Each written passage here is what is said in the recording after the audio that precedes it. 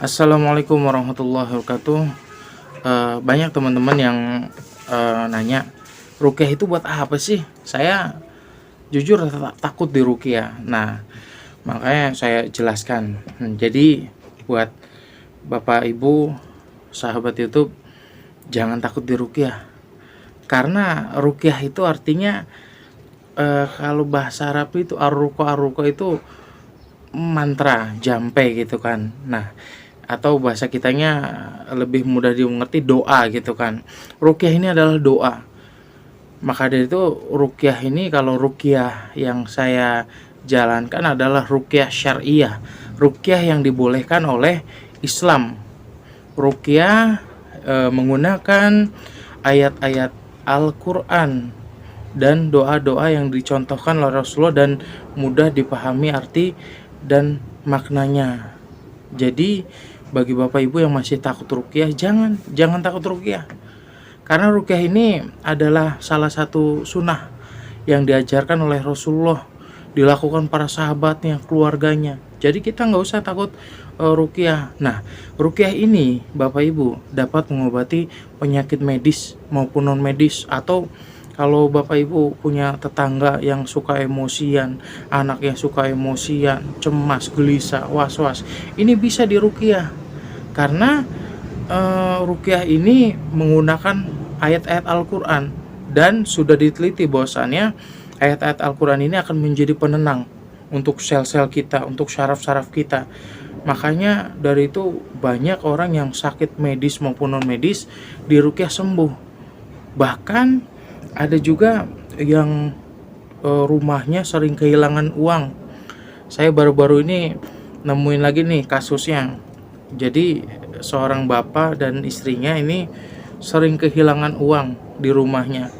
Nah, saran saya diruqyah rumahnya dan orangnya sekalian. Karena kalau seperti itu biasanya bisa dikatakan adanya tuyul gitu kan, tuyul yang suka ngambil uang, dan dia kehilangan uang bukan main. Dia kehilangan 1,5 juta, 500.000, dan nominalnya besar-besar terus. Makanya diruqyah. Nah, setelah diruqyah, alhamdulillah sudah nggak kehilangan uang lagi, dan itu pun dengan izin Allah gitu kan. Saya ya cuma perantara dari itu. Nah, kalau misalkan ketika diruqyah itu terjadi reaksi kesurupan, itu pertama jiwanya itu lemah. Ruqyah itu nggak mesti dengan kesurupan, nggak mesti dengan reaksi. Kita berharap ruqyah ini tanpa reaksi, Allah angkat penyakitnya, Allah hilangkan sihirnya, seperti itu. Jadi bagi Bapak Ibu jangan takut sama ruqyah. Ruqyah itu nggak seram gitu kan. Ruqyah itu nggak seram. Ruqyah itu nggak seperti yang Anda bayangkan, seperti itu. Karena ruqyah syariah ini adalah metode pengobatan atau penyembuhan yang diajarkan oleh Rasulullah. Dan kalau Bapak Ibu melakukan ruqyah ini adalah sunnah, dan Allah sendiri yang menerangkan dalam Al-Qur'an, di Al-Qur'an surat Al-Isra ayat 82, bahwasanya wa nunazzilu minal qur'ani ma huwa syifa wa rahmatul lil mu'minin. Allah telah menurunkan Al-Qur'an sebagai penyembuh dan rahmat bagi orang-orang yang beriman. Nah, kalau ada yang nanya, boleh nggak orang kafir diruqyah? Boleh nggak agama saya Hindu, agama saya Katolik dan lain-lainnya, boleh nggak diruqyah? Boleh, sangat boleh. Bahkan kebanyakan dari pasien saya pun banyak orang-orang yang kafir itu kan, banyak orang-orang yang di luar Islam, seperti itu. Boleh diruqyah. Dan Allah mengatakan pula dalam Al-Qur'an, ya ayyuhan nas qad ja'atkum mau'idatun mir rabbikum wa syifaa'un lima fis sudur. Jadi di sini Allah katakan, wahai manusia, ya ayyuhan nas, gitu kan, telah datang, qad ja'atkum mau'idatun mir rabbikum wa syifa', telah datang suatu peringatan dan dari Rabbmu dan penyembuh gitu kan, Untuk siapa? Untuk manusia. Di sini dikatakan untuk manusia, bukan hanya orang yang beriman aja. Kalau orang beriman, eh, harusnya ayatnya bunyinya ya ayyuhalladzi gitu kan, wahai orang-orang yang beriman.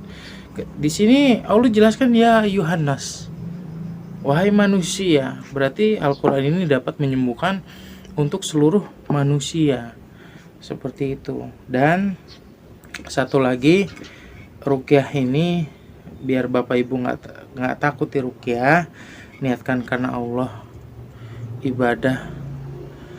Dan kalau memang Bapak Ibu di ruqyah nggak mau kesurupan, itu bilang dulu sama peruqyahnya, Pak, saya mau di ruqyah tapi nggak mau kesurupan, bisa nggak? Bisa.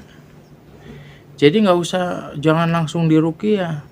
Bapak ibunya ini di tazkiyatun nafs dulu. Biar apa? Biar nggak kesurupan. Biar jiwanya ini nggak lemah. Kenapa kok orang di ruqyah terus kesurupan? Karena pertama jiwanya lemah, kolbunya lemah, dia sedang banyak masalah.